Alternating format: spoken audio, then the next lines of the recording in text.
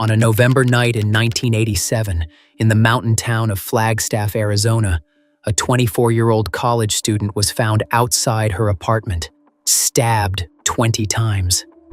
The wounds were grouped tight, all of them within a space smaller than a hand. There was blood on the ground that wasn't hers. Somebody else bled at that scene. Detectives collected it, sealed it up, and put it in a storage room. In 1987, no lab in Arizona could tell them whose it was. That blood sat in a box for 38 years. Her name was Ena Langstaff. She was born on January 19, 1963, in Phoenix. She'd grown up in the Phoenix area in the East Valley, attended high school in the Maricopa County School District, lived for a time in Georgia where she had family, and moved back to Arizona to live with her brother and aunt before enrolling at Northern Arizona University in the fall of 1987. She was a political science major with a minor in French, which meant evening language labs on the north side of campus and long hours in the library between classes. She was 24 years old, older than most first-semester students, and 10 weeks into her classes when she was killed. She'd taken a different path to college than most of the 18-year-olds around her, but she was there, starting something new in a mountain town 150 miles from where she'd grown up.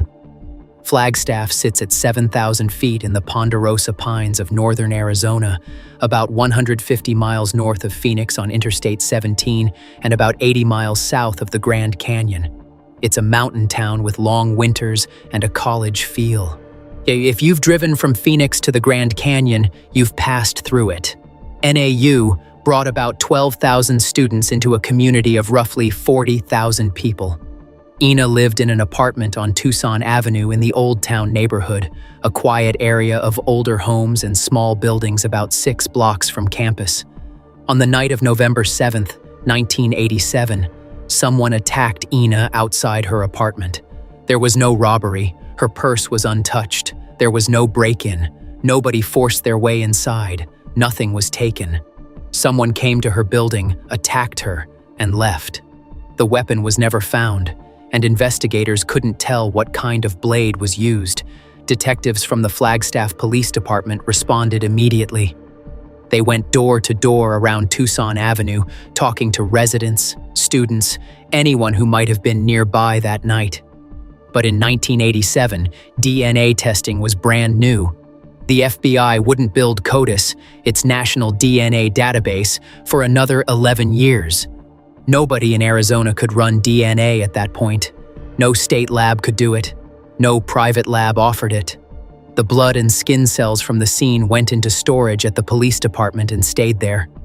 The investigation ran hard through the winter of 1987 and into the spring of 1988.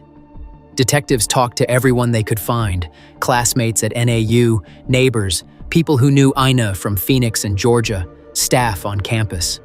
They tried to figure out what her last few weeks looked like, whether anything had changed, whether she'd met someone new, whether anyone had a reason to come to her apartment that night. They looked at whether she'd had problems with anyone, whether anybody had been watching her or following her, or whether any of her relationships had turned bad recently.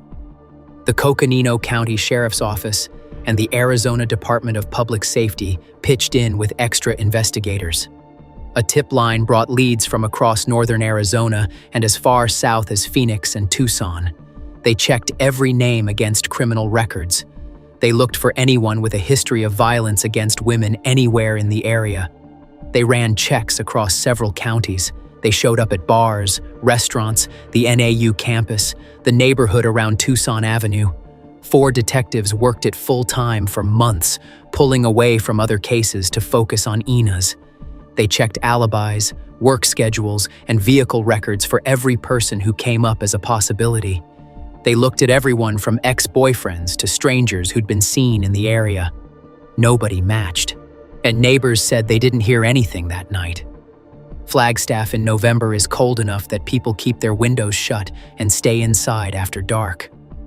The apartment was on a quiet residential block, and the attack happened without any witnesses. Every lead was run down and cleared.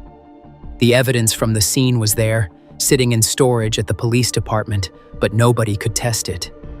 DNA work didn't exist in Arizona in 1987. There was no state lab equipped to do it, and no private lab in the state offered the service either. Detectives had the killer's blood and skin cells sealed in an evidence bag, and no way to read them. The science that would eventually solve the case hadn't been invented yet. The case went cold before the end of 1988, but was never officially closed. Over the next 38 years, detectives kept pulling the file, reading the original reports, and looking for something that might have been missed the first time around.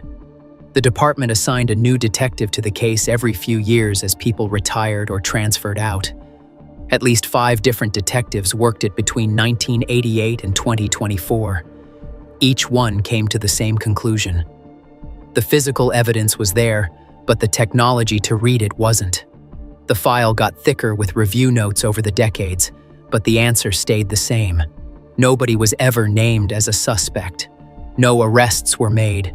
Ena's case just sat there, waiting for somebody to figure out how to read what was in that evidence bag. In 2003, a detective formally requested the state crime lab to run DNA analysis on the evidence from the scene. The lab had a massive backlog of cases from across Arizona, and the request never got processed. And it sat in a queue and was never completed. 7 years later, in 2010, another detective wrote in the case file that the evidence should be tested, but the department didn't have the budget to send it to an outside private lab. Flagstaff has about 130 officers covering a growing city of more than 70,000 people. And cold case lab work costs thousands of dollars per submission. Active cases with living suspects always took priority over decades-old evidence from unsolved murders. The blood from Ena's crime scene stayed in storage for another 15 years after that request. Ena's family waited. They never stopped pushing. County Attorney Ammon Barker would later say they'd waited nearly 4 decades for answers. Authorities credited them publicly for keeping the pressure on. CODIS, the FBI's national DNA database, came online in 1998. The idea is simple. When someone gets convicted of a serious crime, the state takes their DNA and puts it in the system. From then on, if crime scene evidence from an unsolved case gets tested and uploaded, the system automatically checks it against every profile in the database. If there's a match, it spits it out. By the 2020s, CODIS had millions of profiles from every state in the country. But it only works if both sides are there, the criminal's DNA and the crime scene DNA. You need both halves for the system to make a connection. In most cold cases, the problem is the killer's DNA isn't in the system. Maybe he was never caught for anything else. In Ena's case, it was the opposite. The killer's DNA was already in CODIS. It had been there since the late 1990s. The answer was sitting in the database the whole time. Flagstaff just couldn't get their evidence tested. The 2003 request never got done. The 2010 request never got funded. For 27 years, the match was right there with nobody on the other end to find it. 3 years after Ena's murder, on a night in June 1990, a man knocked on the door of a woman's apartment in Phoenix. He told her he needed to use her phone. She opened the door and let him in. Once inside, he punched her in the face and knocked her to the ground. He grabbed a barbecue fork from her kitchen counter and stabbed her repeatedly in the back and chest with it. Then, he picked up a kitchen knife and cut her throat. The whole thing lasted minutes. The woman was alone in her apartment. She'd opened the door to a stranger who asked for help, and he tried to kill her with her own kitchen tools. She was still alive when he left. She dragged herself across the floor of her apartment, leaving a trail of blood through the hallway, out the front door, and down the corridor to a neighbor's door. She was bleeding from stab wounds in her back and chest and a cut across her throat. The neighbor opened the door and called 911. Paramedics got there fast and rushed her to a Phoenix trauma center. Surgeons worked on the stab wounds and repaired the cut to her throat. She needed blood transfusions and multiple surgeries over several days. She was in the hospital for weeks. She came close to dying more than once during her recovery. But she made it. When she was well enough to talk to detectives, she told them exactly what happened and described the man who did it. She gave them enough to work with. Phoenix police found him and arrested him within days at a place on the west side of the city. He didn't run. He was still in Phoenix when they came for him. He was 27 years old. He'd been living in Phoenix doing construction work and odd jobs around the city.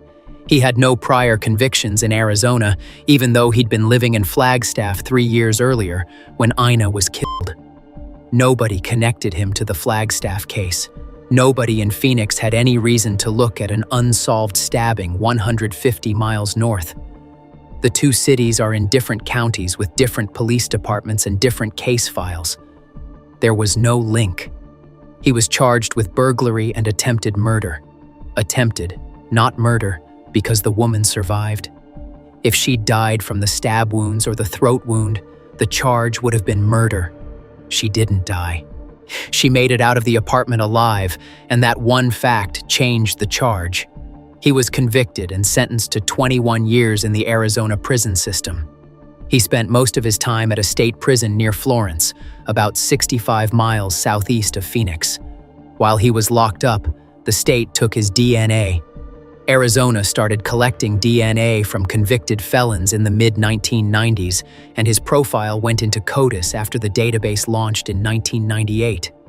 From that point on, his genetic information was sitting in a federal database, waiting to be matched against crime scene evidence from anywhere in the country. All someone had to do was test the evidence from Flagstaff and upload it. Nobody did. Not for another 27 years. He served the full 21 years and got out. But he didn't stop. In 2010, he went back to prison for forgery and aggravated assault. He got out again. In 2018, he went back again for unlawful imprisonment and criminal trespass. He kept getting locked up for different things and kept getting released. Each conviction added to a record that stretched back decades. His DNA stayed in CODIS through all of it. By the mid-2020s, he was living in Glendale, just west of Phoenix. He was 62 years old. He'd been in and out of prison for 35 years. His DNA had been in CODIS for more than 25 of them. The whole time, the evidence from Ena's case sat in a storage room in Flagstaff, untested. Both attacks looked the same. A man showing up at a woman's apartment and stabbing her in the chest and back at close range. Both victims were women in their 20s living alone. Ena's case was in Flagstaff. The 1990 attack was in Phoenix, 150 miles south. Back then, police departments didn't share cases across county lines the way they do now. There was no shared database, no system that flagged similar crimes in different cities. Phoenix detectives working a stabbing in 1990 had no reason to call Flagstaff about a stabbing from 3 years earlier. They were different departments in different counties with different filing systems. Nobody ever looked at the two cases side by side. The woman who survived the 1990 attack is the reason Ena's case was solved.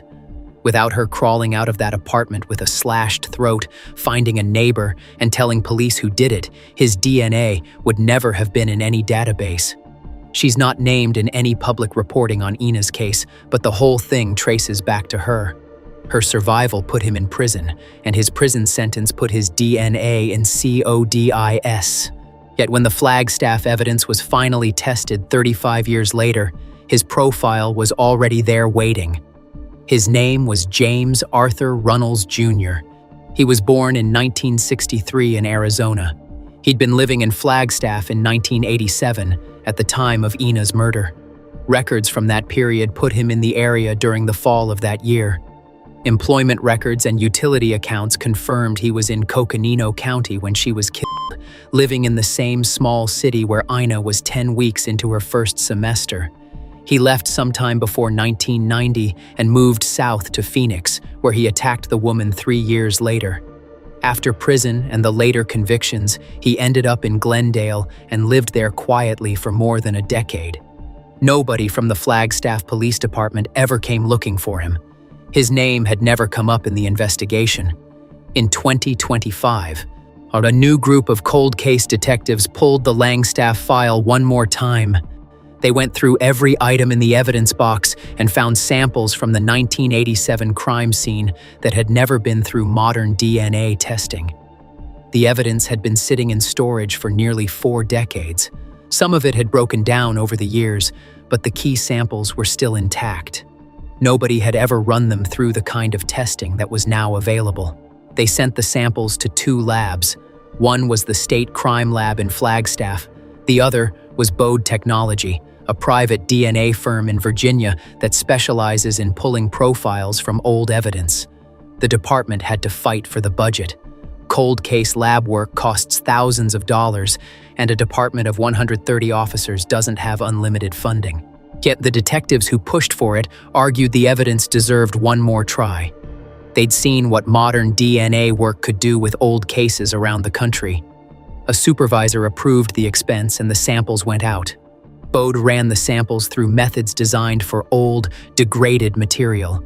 The techniques had come a long way since 2003 and 2010, when the earlier requests had gone nowhere. DNA science in 2025 could pull genetic information from samples that would have been useless 10 or 15 years earlier.